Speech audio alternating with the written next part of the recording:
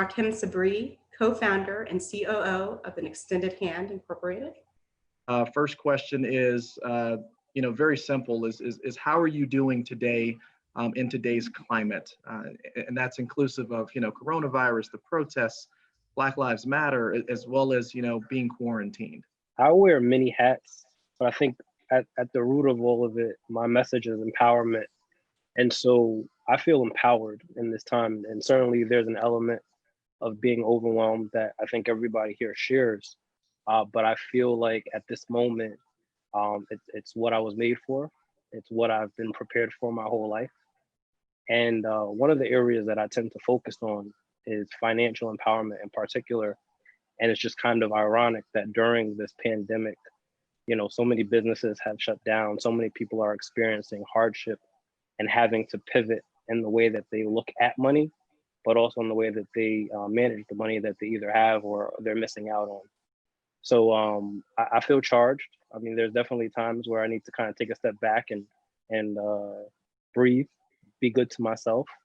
But at the root of it, I feel like, like everybody has said, the time is now. What inspires you to be successful? Truly inspiring other people to be successful is what inspires me. I think, again, my message is one of empowerment, and particularly for Black people, I think it's important for us to kind of raise the ceiling on what we believe is possible for ourselves in any arena. But, I spend a lot of time talking about financially. And so I think when I do something that triggers a response from an individual or a group where they're like, wait a second, he did it. Like they can see their success in me, and then they go out and try to duplicate that success. That inspires me even more than, any kind of award or accolade or title or responsibility that I can gain. That inspires me more than the accomplishment itself.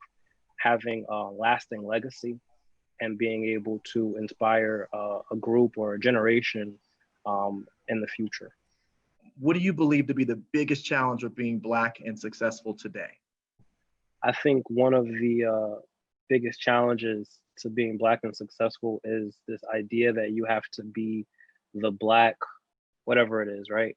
And so once we break a barrier or accomplish a milestone, we become forever branded as the Black architect, the Black doctor, the Black lawyer. And I think that's a double-edged sword, because we need that representation in our communities that speaks to everything that was already said, that it's possible, that we can reach back and bring people forward to where we are, show them the roadmap. But I think we're more than just the Black of whatever. And I think in some circles that discredits us when you look at a group of doctors that might be Asian, or a group of doctors that might be white, and they're like, okay, like, yeah, you're a doctor, welcome to the fold. And we're so focused on, but I'm a Black doctor, right? Or I'm a Black lawyer. And so I had a conversation recently where I talked about this, and I said, it's important within our communities to break that barrier and to show pride in breaking that barrier to accomplishing that milestone. But I think once we get to that level, we need to just own that space.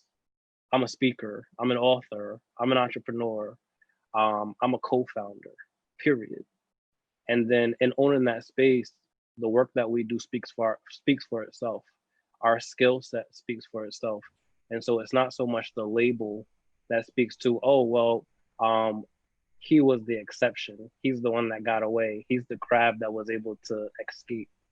And really make that the standard for what success and accomplishments look like within our community. That's spot on, man. And I saw Tamika just joined back, but I couldn't agree with you more. It's life is a process, and I think the millennial generation often gets branded with that instant gratification and all that, and Rahkim and I have stories, and you and I have stories, Glenn, about talks that we've had about that.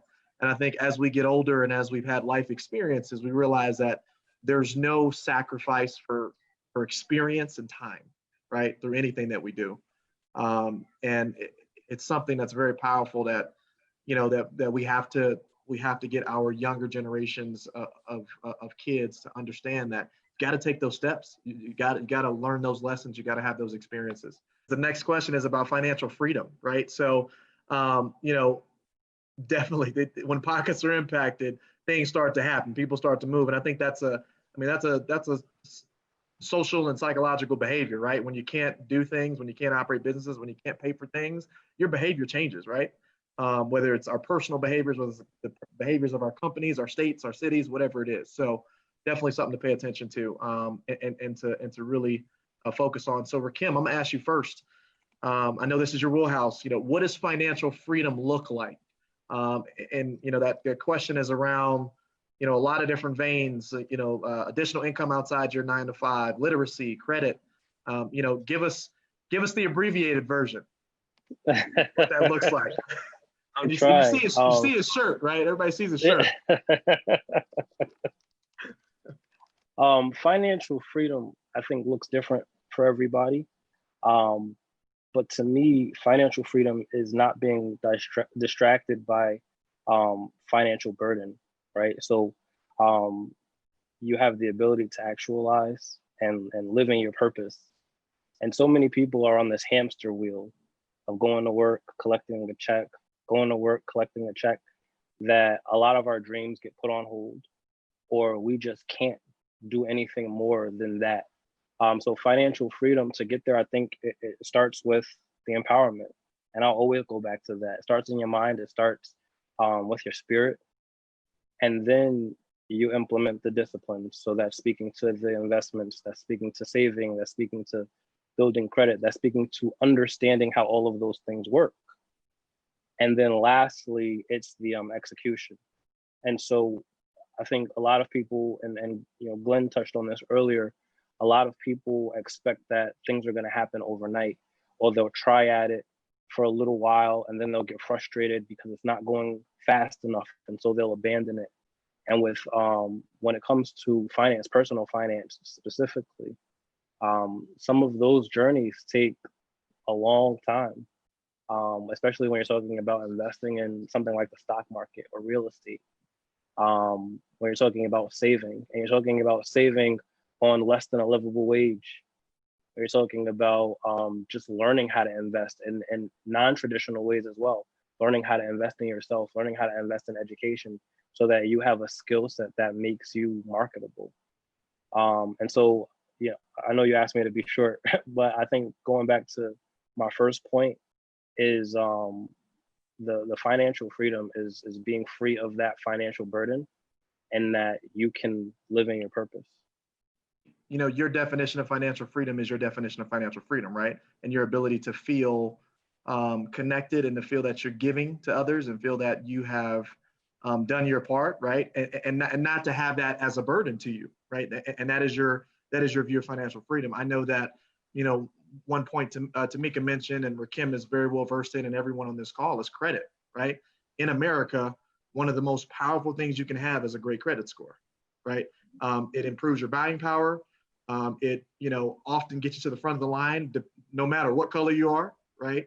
And those are things that I wasn't taught growing up as a kid, because my parents didn't have that type of frame of reference, right? It was often just pay it in cash. Don't mess around with a credit card. But the reality is, you have parents and families that are more affluent, right? That are raised in a way that's very different than us. And they get a credit card when they're 12 years old. Their name's as a cosigner on their parents' credit card. So they're building credit at 12, right? That's not something that is the norm for people that look like us. It wasn't how I grew up, and I could be wrong in some of these cases. But understanding what financial freedom looks like now and in the future is obviously relative to the person. But I definitely appreciate your response, and Rahkim yours, and Nisha yours as well. London, real quick before you jump, go ahead. Because I feel like it's so important. As we talk about Black excellence and we talk about the Black community, there's an item that I feel like we need to get away from, and it's the acceptance of this idea that money, or the accumulation of money, is bad or evil. People often misquote scriptures. Money is the root of all evil, and the actual scripture states that the love of money is the root of all evil. And so when we talk about money, and we talk about that scripture, I like to come back to that statement with another scripture, and it comes out of Matthew around the 10 talents. And I don't remember the scripture in its entirety, so I won't try to quote it. But the quick summary of it is that one of God's servants was given a talent that they chose to bury instead of multiply, and God was furious because that servant did not choose to multiply the opportunity. And so when I think about wealth and building wealth, not only do I feel that money is not the root of all evil, but I feel like it's our obligation to multiply our talents, our gifts, and have that manifest financially for us. And so, again, speaking to empowerment, understanding and undoing what it is that we've accepted spiritually, first, mentally, in terms of our behavior, our attitudes towards building wealth, and then, of course, physically with the practices that we employ. I love it. I love it, Rahkim. And that's a very real and an accurate perspective. It's so powerful to understand what scripture says, what it actually says, right? Versus what we sometimes interpret it or switch words around for it to mean, right? So to close it up, I think one more question that makes a lot of sense, I think, to end it. And I think it could be a good sentence or two for everybody to answer.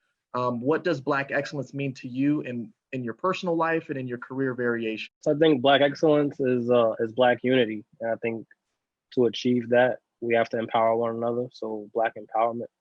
And so I'll follow up with a shameless plug as well. Check out Financially Irresponsible on Amazon. That book focuses on empowerment, spiritually, mentally, and physically, as it relates to your personal finances. Financially Irresponsible on Amazon.